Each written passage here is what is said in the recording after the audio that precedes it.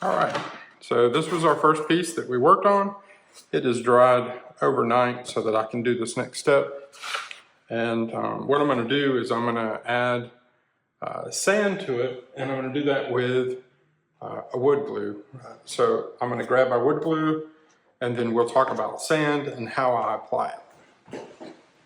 All right, so this yellow is a wood glue, an actual wood glue. You can also just use regular school glue, I guess is what they call it. Either one will work.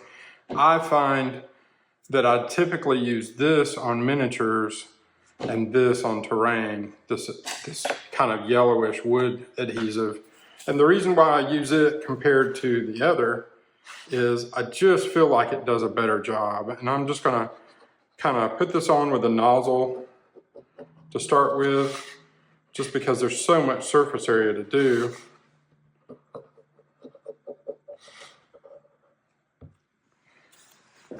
Set that to the side, and this is not the bottle that this originally came in. Because I do so much terrain, I actually have like a gallon jug of it at a time. All right, so I'm just using a good flat brush. This is a very cheap, don't use expensive brushes when you're doing this part. What I'm going to do is just put a little bit of the construction glue out on my ceramic tile. So this is a ceramic tile that I use. I use this a lot for terrain stuff. This has a gloss finish on it, so I can just scrape off with like a razor blade, or just use hot water to get off any paint or glue that might be on it. So like I said, you can use school glue or an actual wood glue. Either one of these will work. On terrain, I tend to use this wood glue more often than this. I use this school glue, is what we call it here in the States, or a white PVA glue. It does better on miniatures, in my opinion, but either one will work. And then all you do is kind of wet your brush, put it into the glue a little bit. You know, I put a little bit on here already, but really I'm just going to go through and kind of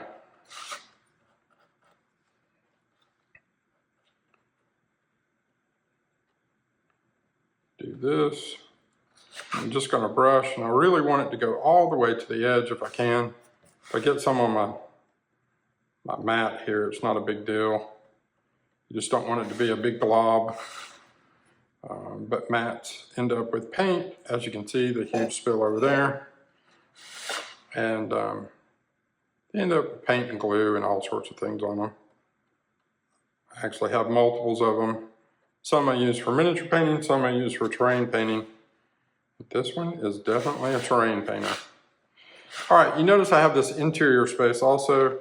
I'm just going to hit it with a little bit of the glue also in here, just so that it looks kind of cool, like sand got inside the vehicle also in this broken out spot. All right. Most important thing about using a brush with glue is you got to rinse it out really good.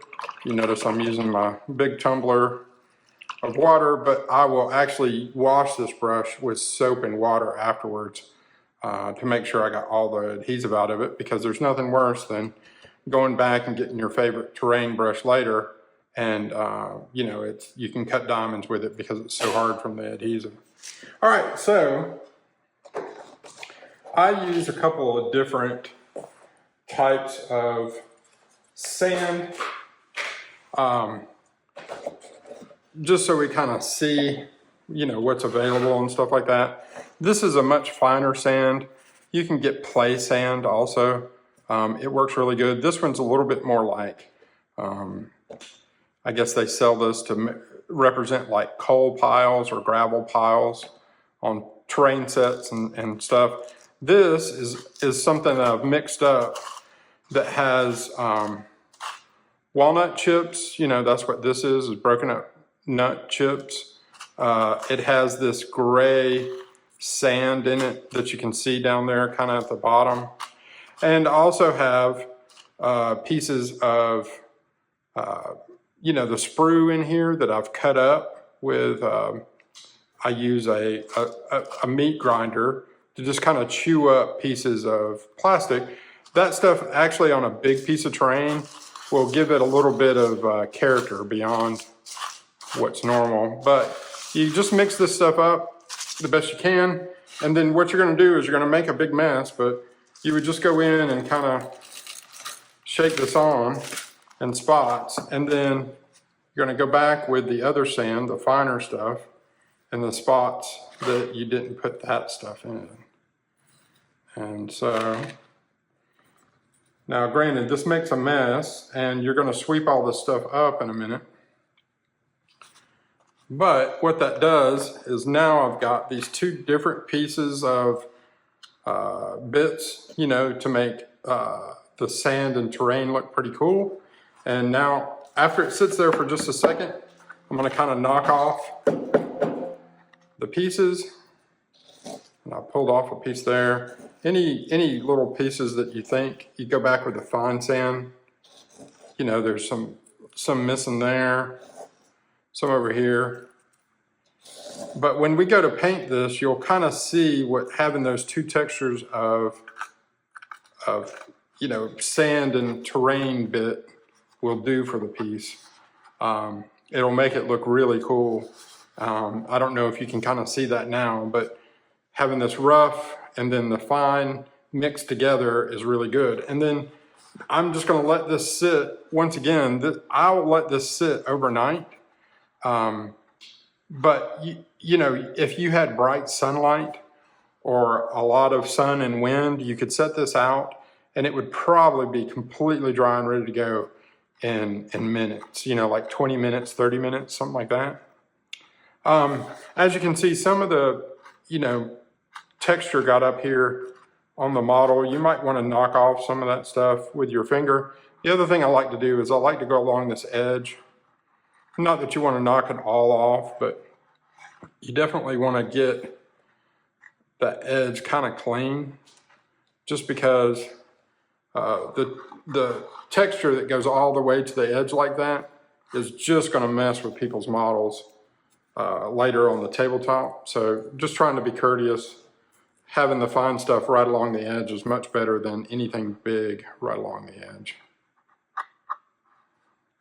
And what'll happen is, once I let this dry, I'll have to knock it off again, and any of the big pieces that didn't stick or the fine sand that didn't stick, you'll want to, you know, maybe glue in a piece. Like I might go back in and say, oh, okay, you know, that piece right there knocked off. You can kind of see that bald spot.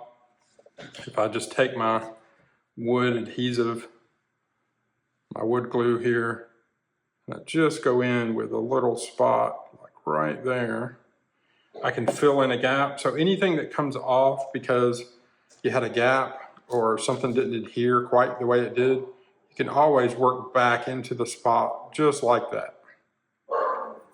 So anyway, that will get you where you need to be. And like I said, I'm gonna let this dry overnight, and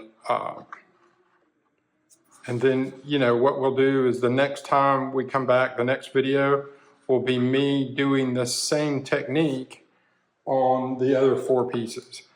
Just so you kind of, once again, get that timeline of what it's gonna be like. Now, the reason why I work on a mat is this becomes really easy to take this mixture one, and I'm just gonna kind of put it over here to the edge, and I'm gonna funnel this stuff right into it. Sometimes if I'm not working on such a big piece, especially if I'm doing a piece of miniatures, because you're gonna spill some of this stuff, right?